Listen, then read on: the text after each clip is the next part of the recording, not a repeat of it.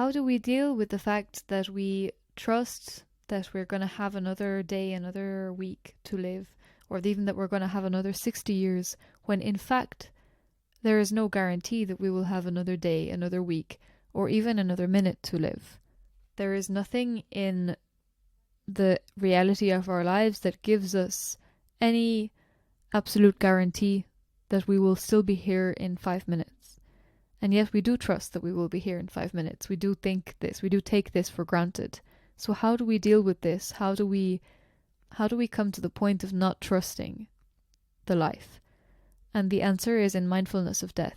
And mindfulness of death, there are a couple of different ways to practice it, but the most simplest way to understand it is simply as a way of training the mind. It is a training the mind to see each minute or each 5 minutes as not guaranteed.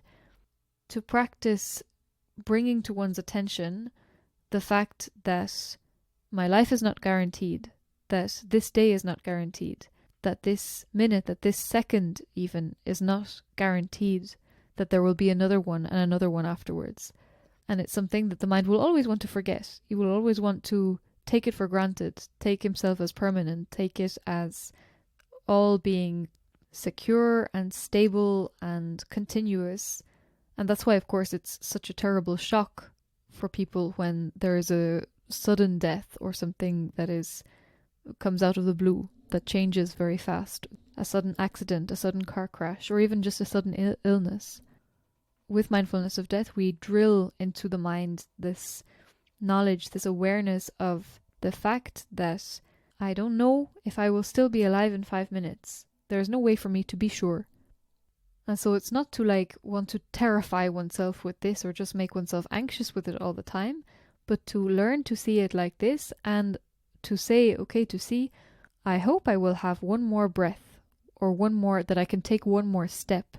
As if I'm walking, for example, I hope I can take one more step in order that I can practice the Buddha's teaching.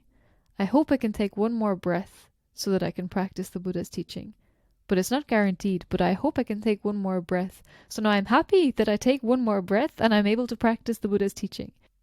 So it's not to be repeating this with words to oneself like a mantra. It's just to understand it one time and then to keep reminding, to bring back to the attention, to learn to see each moment, see each breath, each step within this context that may I have one more in order that I can practice, but it's not guaranteed. So may I have one more and I'm happy, content that I can have one more breath so that I can practice the Buddha's teachings, so that I can have this breath without moha dosa lopa, without greed, aversion, delusion, so that I can take this one more step without greed, aversion, delusion, so that I can practice.